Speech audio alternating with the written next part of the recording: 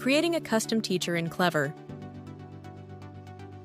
To create a custom teacher in Clever, begin by navigating to the Support tools. Then, make your way to the Custom Data section. Proceed by clicking on the Add Custom Data button. From the available options, choose Teachers. At this point, you can search for the school where the teacher is employed.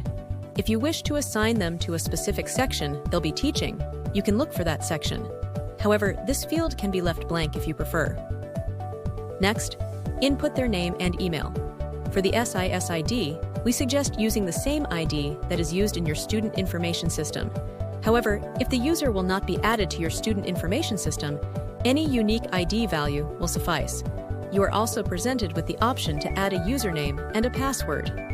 If needed, you can specify an expiration date if the user should only have access until a certain date. Finally, click on Create Teacher, and bear in mind that it will take approximately 15 minutes for the user to be processed into Clever.